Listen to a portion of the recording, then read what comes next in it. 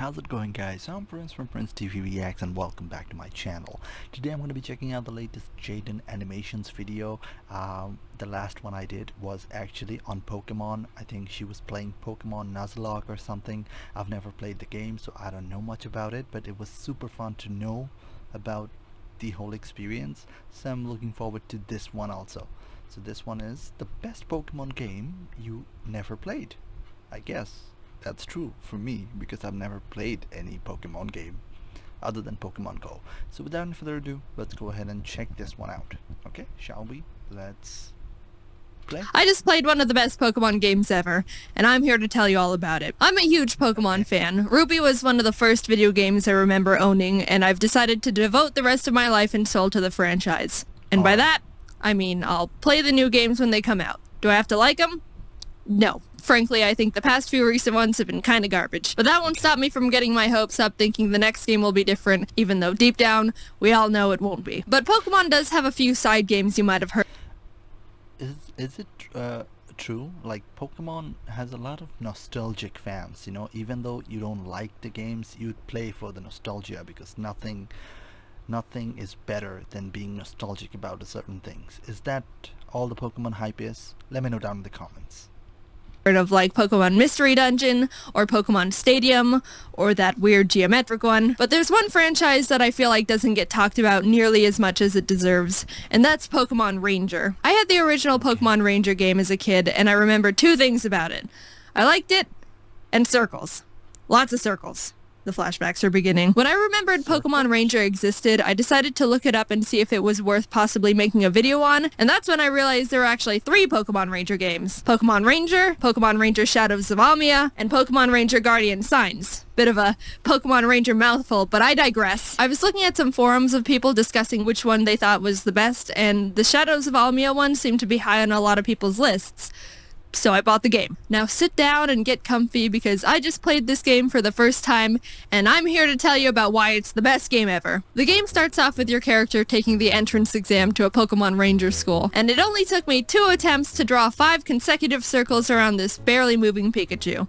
You're dang right that's impressive. I guess that's all it takes because now I'm officially a member of this secret army for this Is she playing it on Nintendo Switch? Because the interface, it looks like an old game. It doesn't look 2020-ish. Scrutable teen school plotting to rule the world. Oh, he's just kidding. Yeah, it's a normal school. Game, right? She did the research, like which one was the best out of all 3 that she mentioned.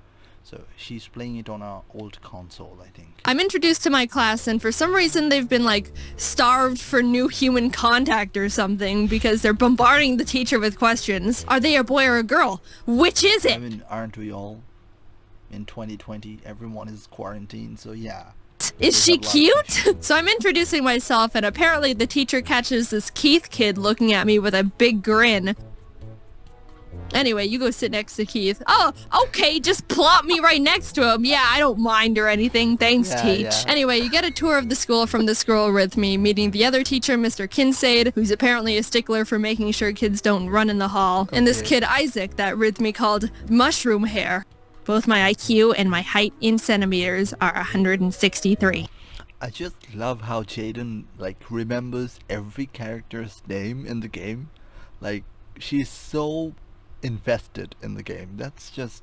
And that's what makes the video fun for me, because I've never played the game, so you know, it's hard for me to get to know each and every aspect of the game, but Jaiden makes it so easier.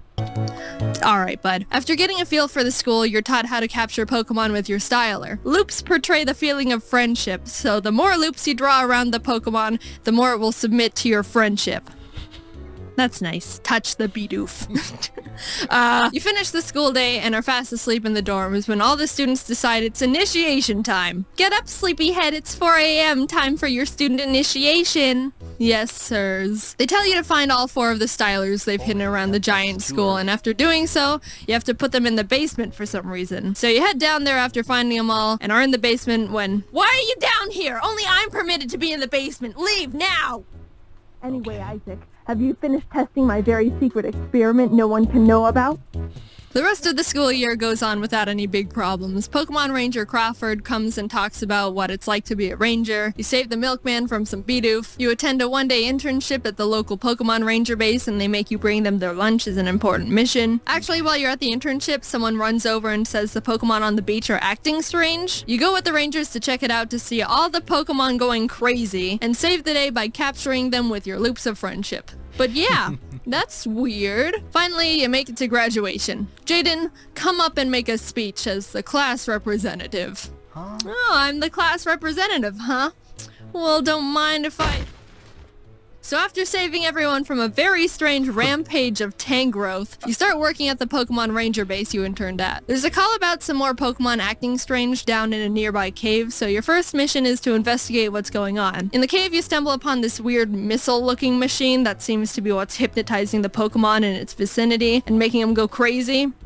So you destroy it and everyone's proud of you. This Professor Hastings guy is called down from the Pokemon Union to take a look at the cave machine, and I guess he's like 100 years old or something because the Rangers want you to go meet him halfway in Puel Town to make sure he doesn't get lost and die along the way. You take one step in town, and oh god, all the Pokemon are going nuts. Turns out there's more of those rocket machines planted in the town, and as you're going around smashing them, you run into some guys that are not only very shady, but also terribly shifty. They run away to tell their leaders there's Pokemon Rangers smashing their stuff. Oh, snitches are gonna get stitches now.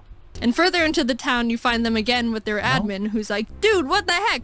What do you have against our Giga Remos, you vandals? Treat things with respect. And then attacks me with Rattata and a Toxicroak. Not gonna lie, their battle music kinda bangs though. Yeah, that's pretty catchy.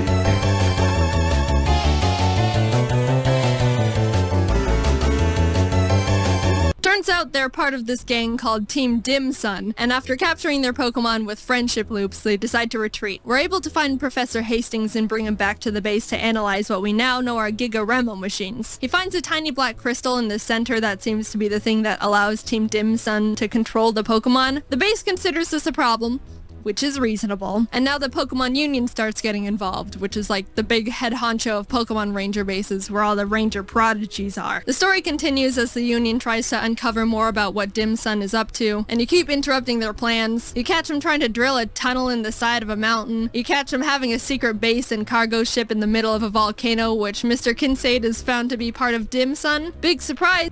I kinda wonder how Jaiden actually recorded this script. Like, as she was going through the game, did she actually wrote down what happened? Because remembering every event, so detailed, it's just, dude, that's too much work. Like, I play video game occasionally, but if you want me to tell a story based on the game that I had just played, I don't think I would be able to get through the entire story. Because this detailed, it's just, wow. Didn't see that one coming. You haven't been running in the ship's hallways, have you? You catch them mining hundreds of dark crystal shards in an abandoned mine. That one was a bit of a problem because apparently there was the mother of all shadow crystals there. Looks like amethyst. I play Stardew Valley. That's the only video game that I have played hours. And this one looks like the amethyst crystal from Stardew Valley. I don't know why this have a different name on the Pokemon game. They are powerful enough to power this incredible machine they're in the middle of developing that they plan on using to control all the Pokemon within a 500-mile radius they got their grubby hands on and helicoptered away to their headquarters. Probably should tell someone about that. But the good thing is we ended up finding the diary of the Dim Sun president's father, who writes about how if we gather these 3 gems called the Tears of Princes, the gems will be able to combine their power and negate the power of the Shadow Crystal. Okay. Alright, let's go do that. The first gem is told to be in this giant ice castle called Alima Castle, and on the way there you run into Dim Sun grunts trying to stop you. They're not hard to deal with and they start getting a bit frustrated.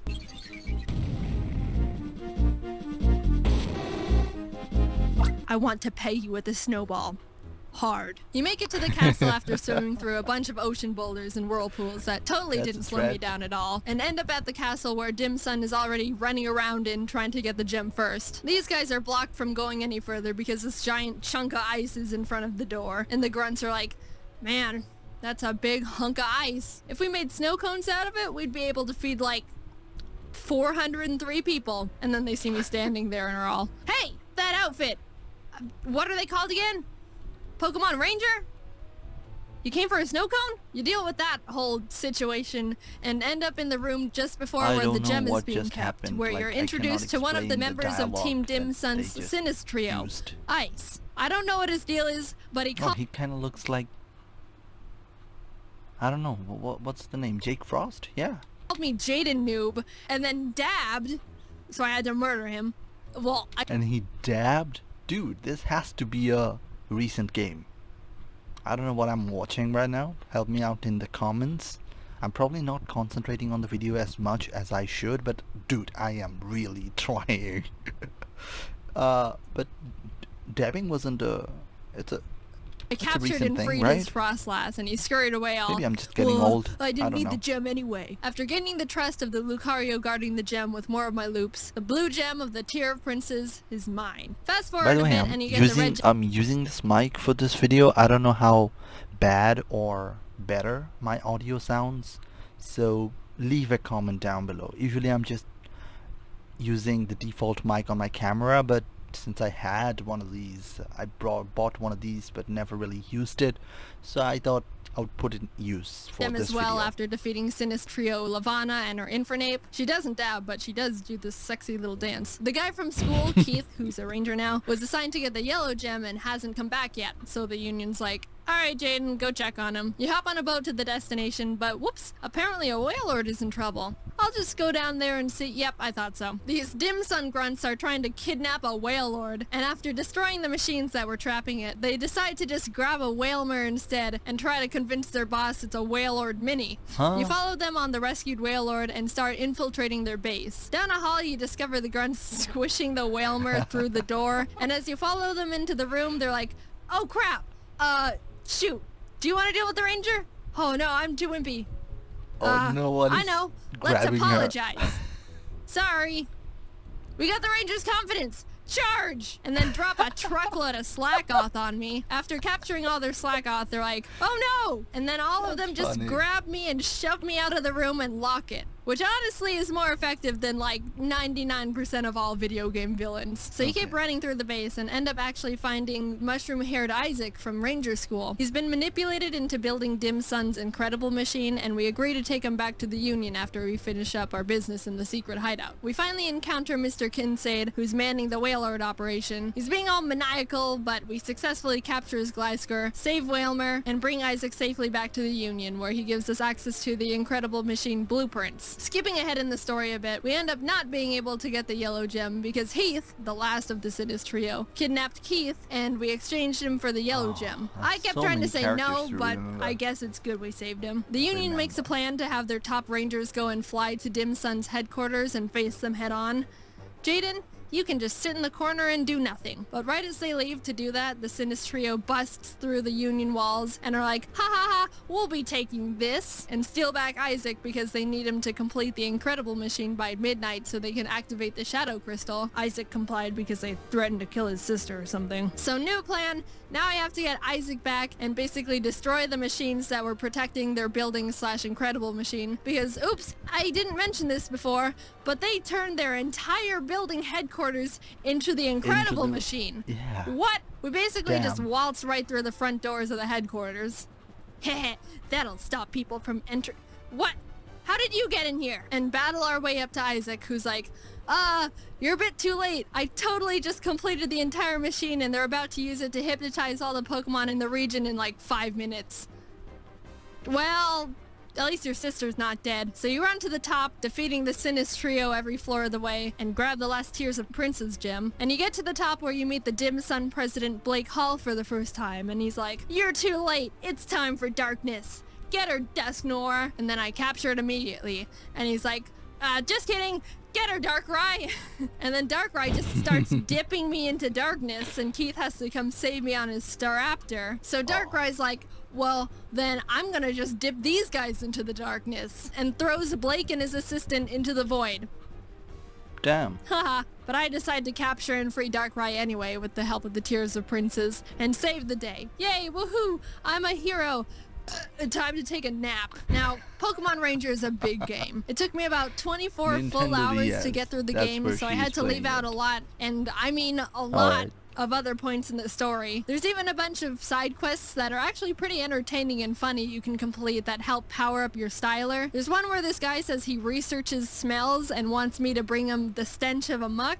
So you do it, and he's like, yes, and puts it in a jar. Then later on in the game, he pops up again, and this time asks for a Weezing and a Skuntank, to which he's like, yes, and puts them in jars. Then he's like, thanks, dude, and you never see him again. The dialogue is absolutely amazing. This game has probably the best writing out of any Pokemon game I know of. Team Dimsun is obviously the star of the show, and whenever they come on screen, you know they're gonna have something funny to say. At one point, while I was trying to get into their secret base in the volcano, I captured the Pokemon they were controlling, and they're like, time to make our escape, and set off dynamite, which exploded a giant boulder and blocked the entrance to the base, which they're like, shoot, we were supposed to detonate it after we go in. So they had to wait for me to go get a Pokemon that can destroy the rock. And they're like, thanks, Ranger. We'll be grateful for this for about a second. And they run through the door. So you follow them, and they come back like, hey, we forgot about you helping us.